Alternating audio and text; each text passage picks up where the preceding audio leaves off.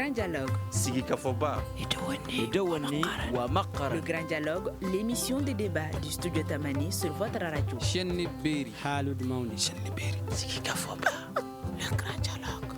Auditeurs, téléspectateurs, bonsoir et bienvenue à votre émission de débat Le Grand Dialogue. Ce soir, nous allons parler de la 79e session de l'Assemblée générale des Nations unies qui s'achève d'ailleurs ce lundi 30 septembre. Le thème proposé pour le débat général de cette session est « Ne laisser personne de côté, agir ensemble pour la paix, le développement durable et la dignité humaine des générations présentes et futures ». Au cours de la rencontre, le Mali ainsi que d'autres pays du monde ont parlé de leurs préoccupations. Que retenir de cette rencontre des Nations unies? Les dénonciations du Mali sont-elles en phase avec les réalités du pays? On en parle avec trois invités. Assim Dabo, politologue, Amadou Aya du parti CODEM, Dr Abdoul Sogodogo, enseignant-chercheur à l'Université des sciences juridiques et politiques de Bamako. Je suis Mariam Maïga. Encore une fois, bonsoir et bienvenue. Le Grand Dialogue. Le conflit entre la Russie et l'Ukraine, la situation dans la bande de Gaza, la crise haïtienne ou encore la situation des pays de l'AES font partie des sujets longuement discutés durant cette grande messe du multilatéralisme. Que retenir des différents discours du haut du tribune des Nations Unies? Une question tour de table. Je commencerai par vous, Dr Sogodogo. Qu'est-ce qu'on peut retenir de cette rencontre qui s'achève d'ailleurs aujourd'hui?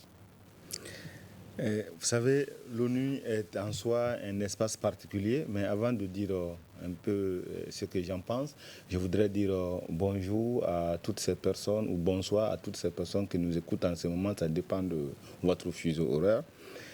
L'ONU reste cet espace qui a été créé après la Seconde Guerre mondiale pour faire en sorte que justement que le monde ne puisse plus connaître une telle guerre globalisée.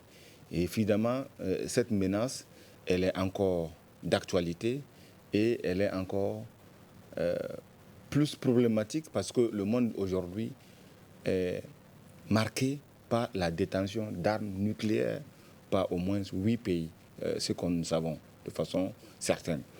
Et ça veut dire qu'une guerre globalisée aujourd'hui pourrait signifier la fin de l'humanité, en tout cas la fin de la vie sur notre terre. Et donc ça veut dire que quoi qu'il en soit, quelles que soient toutes ces critiques que nous allons adresser plus tard à l'ONU, elle a quand même ce mérite-là d'avoir permis jusqu'au jour d'aujourd'hui d'éviter cette guerre globalisée qui pourrait causer la fin de l'humanité. Mais au-delà de ça, l'ONU reste un espace où nous devrons le voir comme un espace d'échange, de discussion sur les valeurs qui doivent caractériser l'humanité, mais aussi où les États peuvent faire valoir leurs intérêts et leurs besoins. Et c'est là qu'il y a des problèmes. Il y a des problèmes parce que l'ONU n'est pas par essence un espace démocratique. Et cela se constate d'abord par un Conseil de sécurité qui est restreint à 5 pays et qui détiennent un droit de veto. Ça veut dire que tout ce qui se fait dans ce monde, d'un point de vue de maintien de paix et de sécurité internationale, doit se faire avec le consentement express de ces États-là. Faute de quoi, rien ne se fait. Et c'est par la même occasion, l'architecture même de cette même organisation crée cette paralysie. C'est regrettable de voir qu'aujourd'hui, dans de nombreux conflits à travers le monde, l'ONU ne peut rien faire. Je prends l'exemple sur le conflit qui oppose depuis de longues années la Palestine et Israël, le conflit qui oppose la Russie et l'Ukraine, et voilà même le Mali. L'ONU n'a pas pu donner les réponses attendues par les populations maliennes à travers sa mission, l'aménagement. Donc c'est pour dire que si l'ONU, effectivement, reste en soi quelque chose d'utile à l'humanité, mais elle ne répond pas, effectivement, à toutes les questions qui sont posées aujourd'hui. Alors, au-delà de l'architecture au sein de l'ONU, cette 79e session, comme d'ailleurs ces dernières années, les débats sont de plus en plus houleux au sein de l'Assemblée, surtout du côté des Africains. Oui, parce que les Africains, il faut reconnaître que l'ONU a été créée à un moment donné où ils étaient absents. Et donc ces Africains cherchent aujourd'hui à être présents, mais dans les vrais instances de décision. Pas seulement être membre de l'Assemblée nationale et de l'Assemblée générale de l'ONU où chacun a une soi-disant droit à la parole et à la liberté d'exprimer ses points de vue, mais d'être là dans les décisions.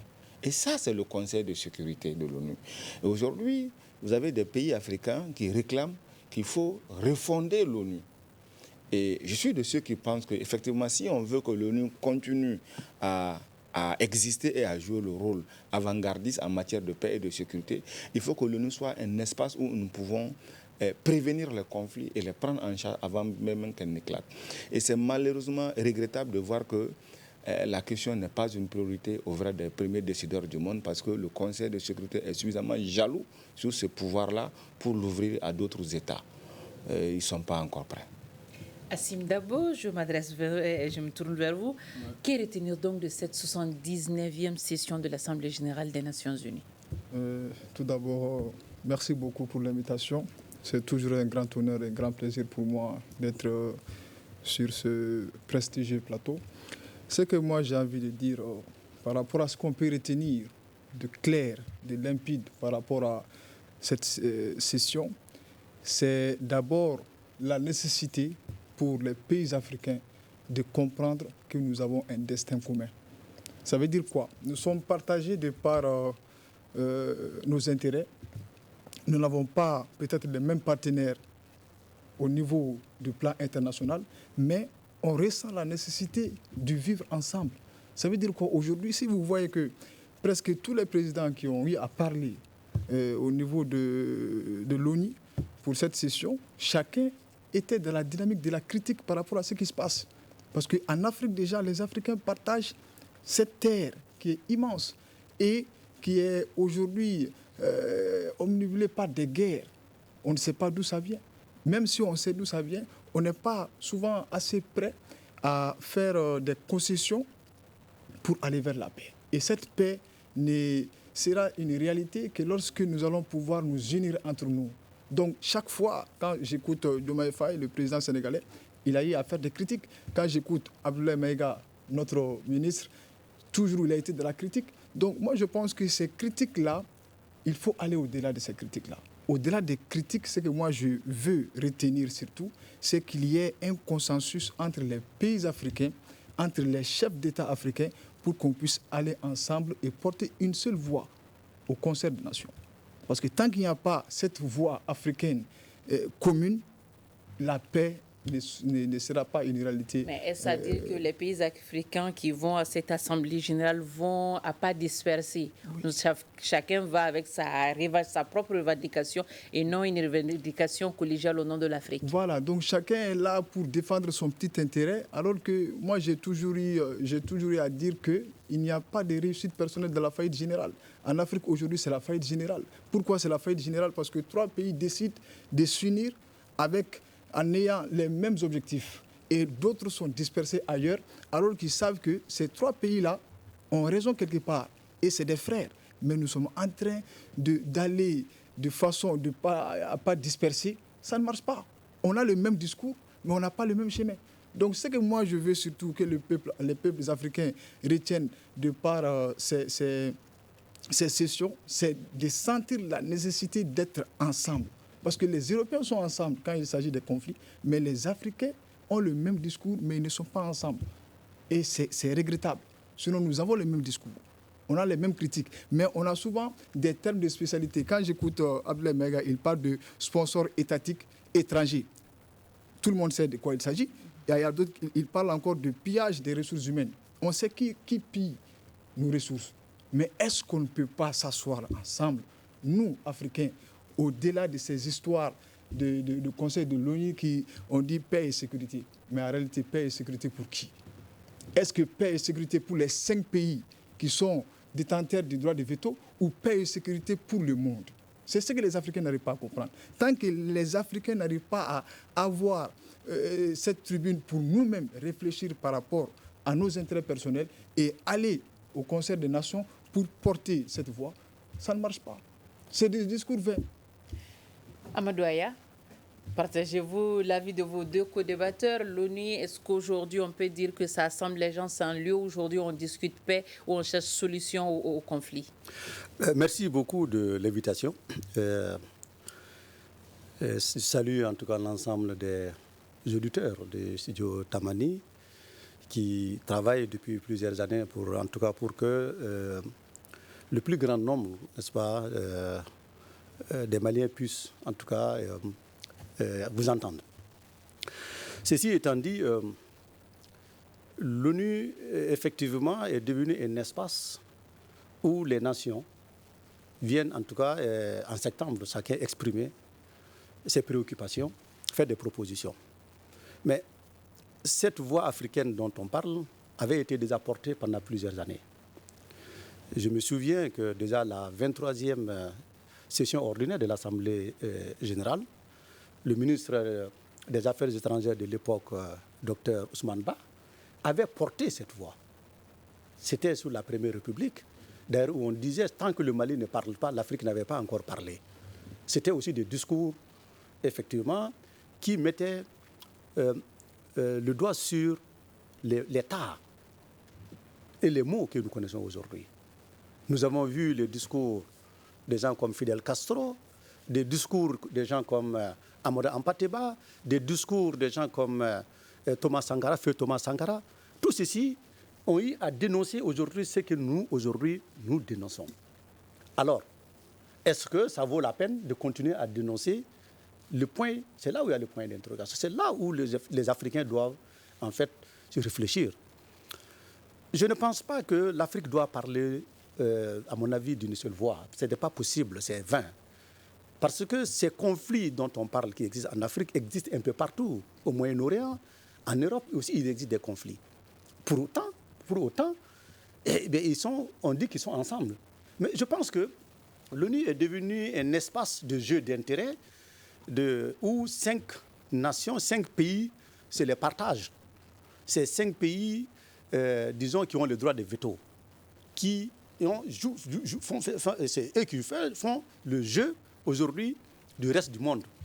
Quoi que vous fassiez, il faut être aligné à l'un ou l'autre. Parce que si vous vous souvenez que quand l'ONU a voulu, à un moment donné, prendre des résolutions contre le Mali, il a fallu que l'Union soviétique, la Russie pose son droit de veto, etc., etc.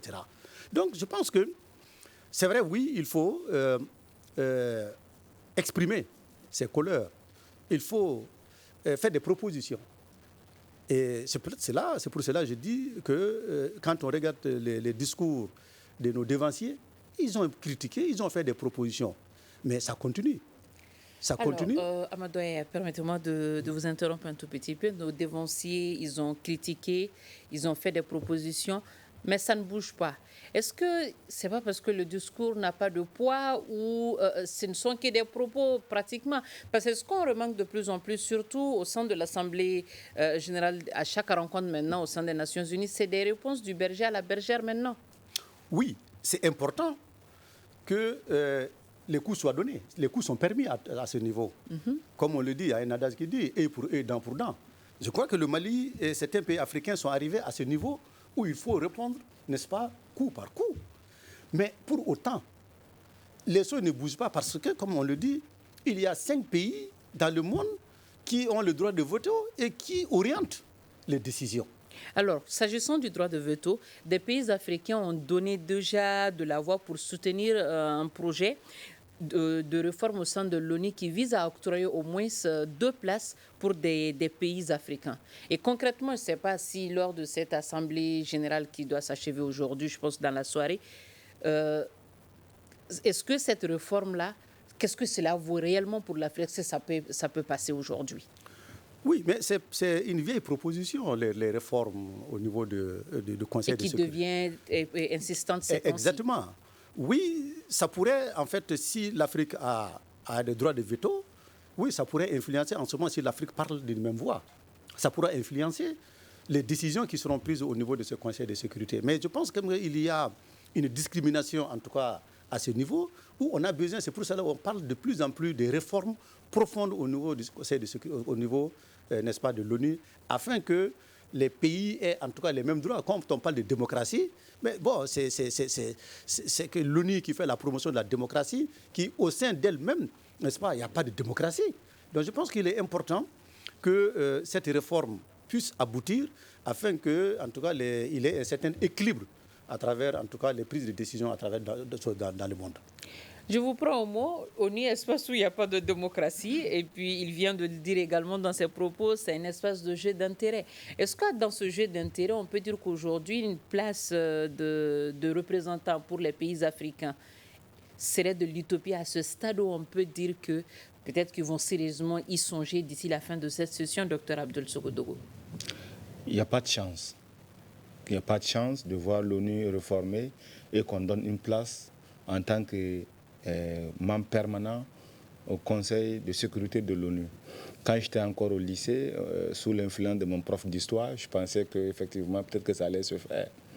Mais quand j'ai commencé mes études, juste après le bac en relations internationales, et voilà, j'ai compris que c'est vrai que l'espace ne permet pas de faire une longue démonstration, mais je vais vous dire que ce système tel qu'il est construit, les dynamiques en interne et les ambitions portées par les grandes puissances ne leur permettent pas d'élargir le gâteau et de faire de la place à d'autres acteurs.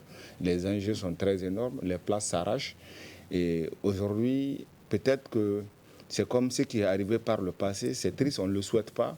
On espère que cette remise en cause de cet ordre international va pouvoir, ce combat sera peut-être mené sans en faire un combat sanglant. Parce que à chaque fois qu'il y a un ordre qui s'est installé, ça s'est fait au prix des guerres. Et on espère que la guerre n'est plus un luxe qu'on peut se permettre parce que chacune de ces puissances nucléaires à elle seule peut détruire de nombreuses planètes. Ne parlons même pas de notre seule planète. Ils ont suffisamment de réserves d'armement pour détruire notre planète. Donc la guerre n'est pas une option. Et comment est-ce qu'on va passer de l'ONU à une nouvelle organisation plus démocratique qui représente plus les valeurs humaines et dans laquelle la plupart des États vont se retrouver, qui va être un monde démocratique? Parce que l'idéal qui semble mener aujourd'hui la dynamique du monde, c'est le modèle d'économie capitaliste et de démocratie libérale. Mais comment ce modèle peut réellement diriger le monde et qu'il soit sincère, véritable, dans lequel chaque acteur est véritablement impliqué et peut voir ses intérêts et ses besoins pris en compte? C'est une équation complexe. Complexe parce que les intérêts sont suffisamment contradictoires et les acteurs sont assez puissants pour pouvoir défendre leur position. Donc c'est un jeu très complexe et dont la solution n'est pas du tout évidente. Mais j'ose croire que quelque part l'inspiration va venir d'ailleurs. L'inspiration que la survie finalement de l'être humain, il va falloir regarder d'autres types d'identités que nous partageons ensemble, qui est notre identité humaine en fait, en fin de compte. Et que la planète, elle est peut-être le seul espace où la vie humaine est propice et qu'il va falloir qu'on s'entende pour pouvoir chacun survivre dedans. D'accord. Vous l'avez dit, peu de place pour la démonstration, mais vous allez garder la parole, le temps de nous démontrer ça également. C'est vrai que vous avez dit qu'il y a peu de chances que cela passe pour les pays africains actuellement. Mais aujourd'hui, vu que l'Afrique n'a pas de droit de veto, comment elle devrait procéder pour se faire entendre, pour faire bouger les lignes? À mon avis, c'était le rôle de l'intégration africaine. C'est-à-dire que quand l'Union africaine met tout un dispositif en place pour le maintien de la paix et de la sécurité, il aurait été souhaitable que l'Afrique soit en mesure, par exemple, de s'occuper des questions africaines, que ce soit en termes de politique de développement, comme on a vu avec le NEPAD. Malheureusement, les pays africains, même s'ils ont développé cette fois-ci, on a pensé nous-mêmes une stratégie de développement global, mais le financement, les États n'arrivent pas à apporter ce qu'il faut pour financer. Et on continue à compter sur les autres pour financer ce programme. C'est ce qui fait que le NEPAD traîne. D'un point de vue sécuritaire, j'ai vécu la crise malienne de très près, parce que, au vu de ma position sociale, de qui je suis, Mais je veux dire que, est-ce qu'il fallait que l'ONU intervienne? Je ne pense pas qu'il fallait la MINUSMA. C'est la CEDEAO qui a essayé en un premier temps, mais elle s'est rapidement rendue compte qu'au-delà de la stabilisation des institutions pour aller aux élections en 2013, qu'elle ne pouvait pas se battre auprès du Mali pour le recouvrement de la souveraineté territoriale du Mali sur l'ensemble, en tout cas le redéploiement de l'armée et la stabilisation de ce pays. La CEDEAO s'est sentie incapable de jouer ce rôle. Et c'est pour cela qu'elle accepte la venue de l'ONU. Je pense qu'il faut que l'Afrique, au-delà de ce jeu internationale, c'est-à-dire mondialisée, que nous puissions nous penser peut-être comme une région et développer des mécanismes suffisamment africains pour justement prendre en charge la problématique de la paix et du développement. Pour sortir de ce point-là, si par exemple ces pays étaient suffisamment engagés et organisés, et que chacun avait, dès 2011, lors de la crise libyenne, porté main forte à la Libye, parce qu'aujourd'hui on comprend mieux les dessous de ce problème-là, peut-être que, en tout cas je crois que nous ne serons pas dans cette situation. Et même avec le débordement de la Libye, quand le Mali a commencé à avoir toutes ces difficultés en 2012, si on avait eu tout le soutien de nos voisins immédiats, tels que le Burkina, tels que le Niger, tels que la Mauritanie, etc., je suis sûr qu'on aurait contenu cette difficulté au bout de quelques mois ou sinon quelques années. Ça fait plus de 10 ans et nous en sommes encore au cœur de ce problème et avec toutes les perspectives de toutes sortes qui sont envisagées. Peut-être finalement c'est... Est-ce que la question n'est pas ailleurs? Finalement, est-ce que l'Afrique, peut-être finalement, ne doit pas décider de s'assumer sur la scène internationale? Mais est-ce que l'Afrique va se laisser tout le temps qu'on décide à sa place? Hein, Sim Dabo, est-ce qu'aujourd'hui, vous êtes également sceptique sur la question, comme Dr Sogodogo, qu'on n'aura pas de place à la table pour le Conseil de sécurité? Très bien. Moi, je remercie d'abord l'expertise de mes aînés par rapport à cette question qui est très, très complexe, comme il a eu à le dire. Moi, j'ai envie de développer quelques idées. Vous allez mieux comprendre ce qui se passe, selon moi, Inch'Allah. Déjà, quand je parlais de parler d'une seule voix, ça, c'est par rapport à l'union. Et on peut être unis tout en étant dans la diversité. Parce que la diversité, comme le disait Amadou Ampateba, c'est-à-dire la beauté d'un tapis dépend de la diversité de ses couleurs. À ce niveau, il n'y a pas de problème. Maintenant, quand on dit, vous savez ce que l'ONU fait? C'est-à-dire on te donne la liberté d'expression, mais sans pouvoir. Ça n'ira nulle part. On te donne la liberté de t'exprimer, mais en bas, tu n'as pas de pouvoir. Donc, qu'est-ce qui se passe? Tant que ces pays africains vont continuer à aller de l'autre côté pour parler de leurs problèmes, pour ne pas dire défis, parce que moi, je suis issu de l'univers des experts. Là-bas, on ne parle pas de problème, on dit toujours défi, parce que la vie, c'est un défi à relever, pas un problème à vivre. Donc, tant qu'on va là-bas pour parler de nos problèmes, ils vont étudier nos problèmes et trouver des solutions pour qu'on ne puisse pas développer des solutions et résoudre ces problèmes-là. Donc, autrement dit, il ne faudrait pas qu'on y aille. Non, bon. Que l'Afrique n'aille pas à ces rencontres-là. Pas du tout. Il y a une méthode. Au lieu que ça soit toujours Russie-Afrique. Quand on dit Russie-Afrique, les Africains sont tous là-bas.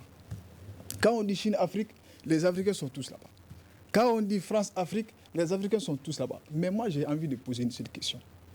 À quand Afrique-Afrique? Parce que tant qu'on n'est pas capable de nous organiser entre nous en ayant une vue globale sur les problèmes qu'on a à gérer chez nous, on ne peut pas avoir du pouvoir chez les autres. Donc nous, on veut quitter notre terre et avoir de la place ailleurs. Le Conseil de sécurité, là, ce n'est pas pour nous. Ce n'est pas pour nous. Mais ils ont besoin de notre continent. Ils ont besoin de collaborer avec nous pour pouvoir extraire nos ressources. Tout le monde le sait aujourd'hui, ce n'est pas un secret. Les Français eux-mêmes, souvent, quand ils sont en transe, ils disent ça lorsqu'ils parlent. Donc moi, ce que j'ai envie de dire, quand on parle de peace and security, en anglais, paix et sécurité, on doit se poser la question, nous les pays africains, paix et sécurité pour qui? Parce qu'on n'a jamais été en paix. Et pourtant, ils sont là pour développer des mécanismes pour qu'on puisse vivre en paix. Mais la paix n'a jamais été une réalité en Afrique parce que nos ressources sont là. Bizarrement, quand il y a des ressources au niveau de ton sous-sol, il y a une guerre qui éclate, on ne sait pas d'où ça vient. Donc moi, j'ai envie de dire aux Africains, c'est bien de partir là-bas, mais avant de partir là-bas, soyons organisés chez nous. Comme ça, on va mieux parler là-bas. C'est tout. Amadou Aya, je me tourne vers vous. Il l'a dit, le Conseil de sécurité n'est pas fait pour nous, les Africains. Partagez-vous déjà cet avis qu'il vient de partager tout à l'heure? Pas du tout. Le Conseil de sécurité, on ne peut pas dire que ce n'est pas fait pour les Africains, parce que c'est pour ça que d'ailleurs les réformes sont sollicitées. Vous savez, quand on regarde même l'histoire même de notre continent, au début des indépendances, on avait l'OUA qui avait un objectif qui était à l'époque quand même la décolonisation de l'Afrique et un certain nombre d'objectifs. Mais on a évolué, quand l'Afrique est totalement décolonisée, on est arrivé à l'Union africaine. UA. Donc tout ça, c'est des dynamiques qui font que le monde évolue. Et avec cette évolution, je pense que l'ONU va évoluer, parce qu'elle aussi, elle a évolué dans un certain nombre de ses compartiments. Vous avez vu, au début des indépendances, on avait quand même les non-alignés, qui ont voulu aussi s'organiser pour avoir une réponse à cette partie, en tout cas, de l'Union africaine, des Nations Unies, qui ont voulu servir, en tout cas. Donc, à mon avis, ce qui est important, les discours qui sont portés aujourd'hui vont faire évoluer la jeunesse africaine, vont faire évoluer, faire bouger, même au niveau, en tout cas, de ces nations, ils vont bouger, pour que plus tard, nous puissions avoir des futures générations qui pourront peut-être aussi, en ce moment, siéger au niveau de ce Conseil de sécurité. Nous ne devrons pas être défaitistes. Nous savons que le jeu est difficile. On sait que le contexte n'est pas favorable, mais nous devrons continuer à travailler, à faire comprendre également à ces nations que nous sommes une nation qui réfléchit, une nation qui doit compter et faire en sorte que, au niveau, n'est-ce pas, de cette grande messe, n'est-ce pas, des Nations Unies, que l'Afrique puisse porter sa voix. Là où je suis d'accord, effectivement, l'Afrique doit travailler à avoir une seule voix, même si c'est des voix par jaune. Nous devrons travailler à harmoniser nos positions, ce que l'Union africaine n'est pas arrivée à faire, parce que même au niveau de cette grande messe, l'Union africaine, il y a le président de l'Union africaine qui va porter également la voix de l'Afrique à côté des discours des nations. Je pense que les Nations Unies est une organisation qui nous appartient à nous tous, mais c'est vrai, ce que nous constatons, il y a un grand déséquilibre, il y a une grande injustice, n'est-ce pas? Et cette injustice, nous devrons l'analyser et voir comment nous en sortir pour que l'Afrique puisse enfin être, en tout cas, puisse compter dans ce grand concert. C'est pas facile, c'est très difficile, mais je pense que de la création, il y a 79 ans, n'est-ce pas, des Nations Unies à maintenant, il y a eu quand même beaucoup d'avancées. Et nous devrons continuer à travailler à ce que cette avancée-là puisse, n'est-ce pas, aboutir à faire en sorte que l'Afrique puisse être, en tout cas, jouir pleinement de son destin. Et ce qui n'est pas facile. Au moins, vous êtes d'accord tous que l'Afrique doit s'unir pour avoir une place, pour se faire entendre lors de cette grande messe également. Mais comme il fallait s'y attendre du côté du Mali, on n'est pas allé avec le dos de la cuillère à cette rencontre. Le porte-parole du gouvernement a dénoncé plusieurs cas de violation en matière de relations internationales. Alors, Assimi Dabo, ces revendications sont-elles en phase avec les réalités nationales? Je dirais bien évidemment. Voilà pourquoi je tiens à signaler. Moi, vous savez, j'aime les réformes. On a toujours eu, c'est-à-dire la volonté de faire des réformes. Mais est-ce que ces réformes-là ont été prises en compte? C'est ça mon souci. C'est ça le défi. C'est-à-dire, depuis combien d'années? Plus de 60 ans, on ne fait que des réformes qui ne sont pas appliquées sur le terrain. Ça dérange. Donc, quand vous parlez de Abdoulaye Maïga, les Africains aiment ça. Ça, c'est la dynamique de l'AES. Parce que déjà, ce que lui dénonce, c'est ce que nous vivons ici. Nous ne sommes pas contre les Blancs, nous ne sommes pas contre les Occidentaux. Mais ce qu'il faut savoir, c'est que l'Afrique doit miser sur l'éducation.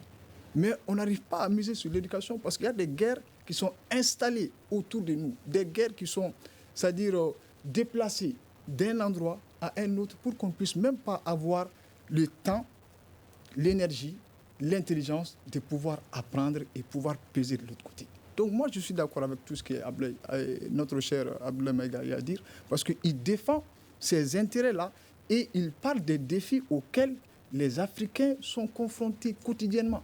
Même, regardez, pourquoi je suis énervé contre tout ce qui se passe là-bas. Nous, les pays africains, on est capable d'aller là-bas pour parler de ce qui se passe chez nous, mais on n'est pas capable de parler entre nous. AES, CEDEAO. Alors, on a l'impression que le fait qu'on ne parvient pas à se parler entre nous ici, on va régler nos comptes également là-bas. Parce qu'on a l'impression des fois que certains pays africains, au lieu d'être porte-parole ou de porter la parole des problèmes du pays en question, chercher des solutions, on va pour répondre également. Mais le linge sale, c'est là où? Pas sur la place publique. En Afrique, on dit le linge sale se lave en famille, pas la place publique. Parce que la tribune, excusez-moi, des Nations Unies, c'est la place publique. C'est la place publique. Moi, je suis dans une logique qui dit quoi? On n'est pas contre eux, mais on veut vivre en paix chez nous. Mais on ne peut pas vivre en paix chez nous si on n'est pas capable de nous organiser. Cela ne veut pas dire que l'ONU n'est pas fait pour tout le monde. L'ONU est fait pour tout le monde, mais quand vous êtes dans une famille, lorsqu'on partage les plats, on te donne un morceau, les autres sont en train de manger, c'est-à-dire jusqu'à ce qu'ils versent les restes, on se dit à un moment donné, est-ce que c'est pour moi? Cela ne veut pas dire qu'on ne t'a pas donné une partie, mais cette partie-là, c'est une miette quand même. Donc nous, ce que nous voulons en tant que pays africains, c'est que nos dirigeants s'assument. À la Assimi Goïta, à la, je ne sais pas, je ne vais pas citer d'autres noms, mais juste pour dire qu'on a tout pour réussir. Tout ce qui nous manque, c'est de venir ensemble, s'asseoir, pas toujours être d'accord, mais avoir des accords communs pour qu'on puisse mieux nous faire entendre là-bas. C'est aussi simple que ça. C'est pour nous tous, mais qui gagne plus? Docteur Abdul Sogodogo, il a dit qui gagne plus. Est-ce que les revendications portées par le porte-parole du gouvernement, le colonel Abdoulaye Maïga, sont en phase avec les réalités nationales? Oui, et ça fait quand même un moment depuis la chute du régime Ibeka. Le discours du Mali à l'ONU a changé parce que c'est une organisation déjà entre laquelle et le Mali, il y a une méfiance qui s'est installée. Si je dis méfiance, ce n'est pas d'un point de vue institutionnel, mais il y a quand même des acteurs importants au sein de l'ONU et voilà, qui n'ont pas les mêmes positions que le Mali. Et le Mali a su, pour peut-être, en tout cas ces dernières années, on voit que c'est l'un des rares pays qui a réussi quand même à arrêter une mission des Nations Unies.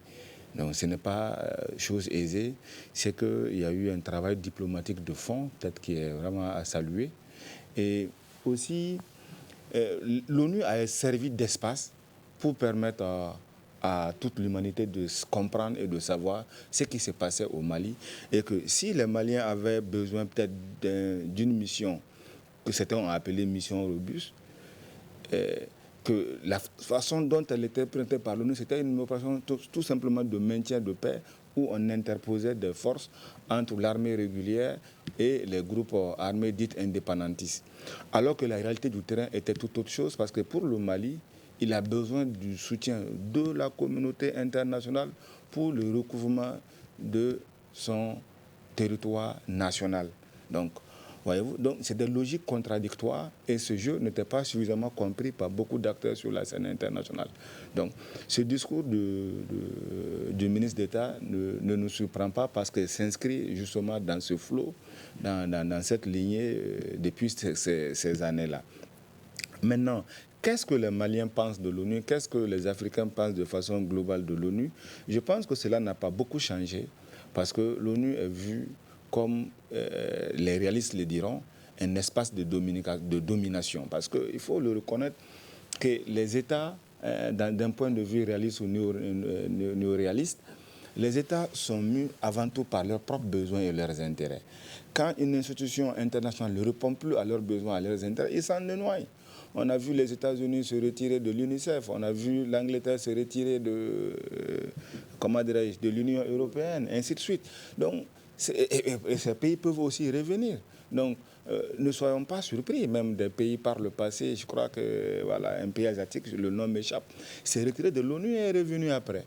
Voilà, ça arrive. Même on peut voir des États se retirer de l'ONU pour dire que nous ne cautionnons pas la politique de l'ONU dans notre pays ou dans notre espace régional. Le défi, en fait, je pense que pour l'ONU, c'est d'arriver à se métamorphoser comme un serpent pour pouvoir voir de beaux jours avant lui. Parce que même si on donnait une voix à l'Afrique aujourd'hui au sein du Conseil de sécurité, est-ce que ça résout les véritables problèmes? Parce que le véritable problème, c'est comment faire pour que l'ONU puisse rester le maître absolu dans la conduite, dans la gestion des conflits qui ébranlent la paix et la sécurité internationale. Qu'est-ce que l'ONU peut faire dans le conflit israélien? C'est la question. Qu'est-ce que l'ONU peut faire dans le conflit entre l'Ukraine et la Russie. Qu'est-ce que l'ONU peut faire pour que le Mali puisse retrouver sa paix? Et je ne pense pas si on donnait une voix au Conseil de sécurité au Niger ou au Burkina, des pays que j'aime bien, est-ce que ça va résoudre les problèmes de l'Afrique? La réponse n'est pas évidente, naturellement. Donc ça veut dire qu'en fait, il faut qu'on accepte que le monde a évolué. Quand on crée l'ONU en 1945, il n'y avait pas autant d'États sur la scène internationale parce que ces États étaient sous domination des puissances coloniales. Et aujourd'hui, ces États sont indépendants, ils veulent se mouvoir. Et l'ONU a pris en charge une de leurs premières doléances dans les années 60, qui était le besoin de développement. C'est ce qui a amené l'ONU à créer ce qu'on appelle les organismes de développement, les organismes spécialisés de l'ONU, le PNUD, l'OMS. L'ONU n'a pas été créée avec ces organismes. C'est parce que les pays en retard de développement, que moi j'aime appeler les pays les moins industrialisés, ont demandé qu'il faut que le système international qui a été instauré avant leur venue, qui leur était défavorable, puisse être réformé pour qu'ils puissent tirer avantage de cette collaboration internationale. C'est comme ça que l'ONU a pris en charge ce besoin de développement et a créé la conférence des Nations Unies sur le commerce et le développement, SUNICEF, que l'ONU a créé l'OMS, FAO, etc. Mais il y a un autre problème qui est resté sans solution jusqu'au jour d'aujourd'hui. C'est comment carrément redistribuer le jeu économique. Parce que c'est là que les pays du tiers-monde on réclamait un nouvel ordre économique international. Parce que l'ONU aussi est basée sur un système qu'on appelle le système de Bretton Woods, ces institutions financières internationales. Et ce sont ces institutions aussi qui servent de levier de domination de l'opinion de certains États. Et qui a promu le dollar comme étant un système monétaire, et qui ce dollar-là est au cœur de la puissance américaine. Et même s'il est vrai qu'il est lui-même de plus en plus remis en cause, récemment par la Chine, avec le traité de Shanghai, où la Chine dit désormais, en fait, moi je vais acheter le pétrole avec le yuan et non plus le dollar. C'est une nouvelle question qui est posée à ce système international. Maintenant, pour terminer, comment est-ce qu'on met un système en place qui doit nous permettre de vivre en paix, mais dans ce même système, quand on débat des questions de paix, à un moment donné, certains se retirent pour décider à la place de tous. C'est aberrant. La question est suspendue, donc. Amadouaya, je me tourne vers vous. Le Mali parle, le Mali se fait entendre. Et quand le Mali se fait entendre, les débats vont de chaque côté. Ça devient très houleux au sein de la salle. Est-ce que cette posture du Mali au sein des Nations Unies a des conséquences aujourd'hui? Bon, des conséquences. Vous savez, le Mali a défini 3 principes de la transition, les 3 D. Le développement, la diplomatie et la défense. Donc, quand vous voyez le D de la défense, de la diplomatie, oui, ça porte. Parce que, vous savez, depuis le premier discours du Premier ministre, quand il a dit la France nous a abandonnés en plein vol, on sait jusqu'à maintenant l'impact de ce discours sur, n'est-ce pas, les Nations Unies. Nous sommes arrivés jusqu'à, n'est-ce pas, dénoncer le porte-plume de la France. Donc je pense que ce type de discours ont un impact, ont un écho au sein, en tout cas, de la jeune génération, qui leur permet de se poser des questions pour dire, mais on ne savait pas que c'était comme ça, mais désormais, oui, nous ne sommes pas d'accord parce que nous connaissons, nous également, le système. La connaissance des mécanismes du système est un début de solution souvent, même si souvent c'est complexe, comme le cas de l'ONU, quand vous parlez des institutions de Bretton Woods, c'est très complexe, même si aujourd'hui la Chine parle que je vais payer le pétrole en yuan, mais très difficile de se défaire, en tout cas aujourd'hui, du dollar qui est, n'est-ce pas, sur lequel repose toute l'économie mondiale. Donc c'est pour dire que je pense que quand le Mali parle, je disais à l'entame de mes propos, déjà à la 23e session, et on attendait toujours la voix du Mali. Donc, qui était, quand vous voyez, c'est un discours de l'époque, mais on se retrouve aujourd'hui à peu près au même discours.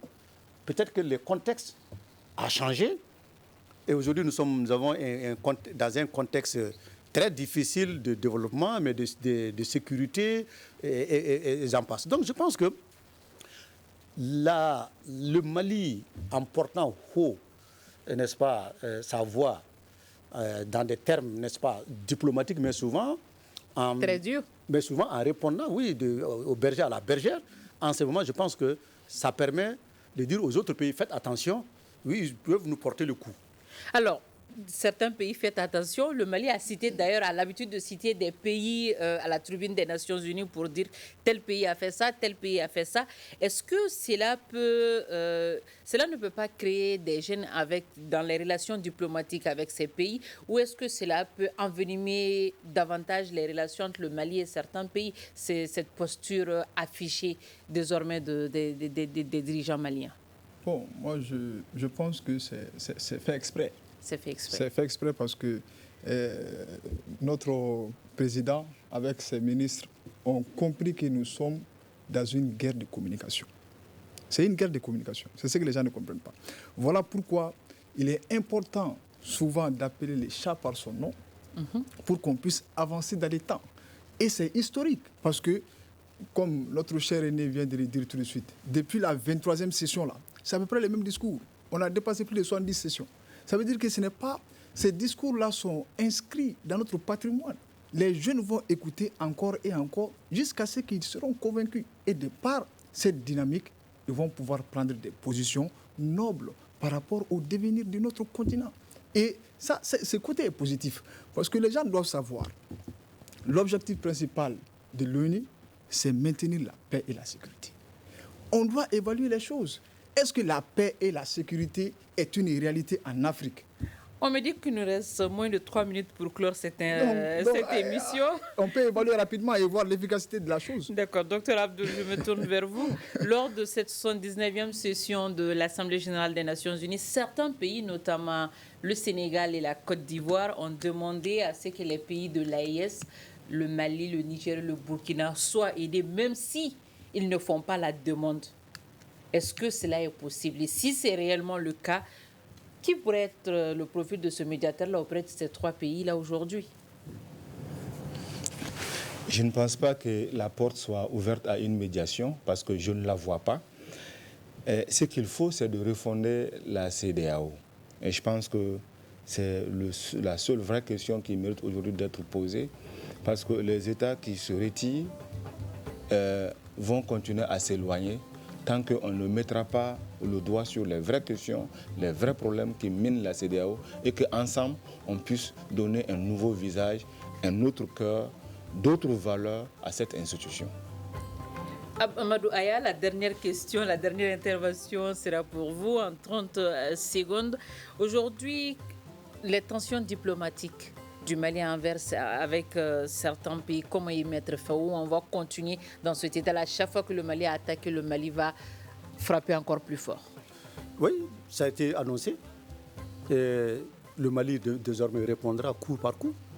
Donc nous sommes un pays souverain, nous sommes un pays responsable. Nous avons des dirigeants aujourd'hui qui ont compris qu'effectivement, il faut appeler chat par chat, comme on le dit, et qu'il faut donner les coups. Tous les coups sont permis parce que c'est ça, je pense que c'est ce discours que les gens comprennent. Alors, c'est sous vos mots que va prendre fin cette émission de débat du Grand Dialogue qui réfléchissait sur la participation de l'Afrique, notamment celle du Mali, à la 79e session de l'Assemblée générale des Nations unies. Grand merci à nos invités, Assim Dabo, politologue, Amadou Aya du parti CODEM, Dr Abdoul Sogodogo, enseignant-chercheur. Je suis Mariam Maïga, à la régie son et vidéo, il y avait Adjaratou Traoré et Mamadou Ouattara. Grand merci à vous pour votre fidélité. On se donne rendez-vous pour une prochaine fois.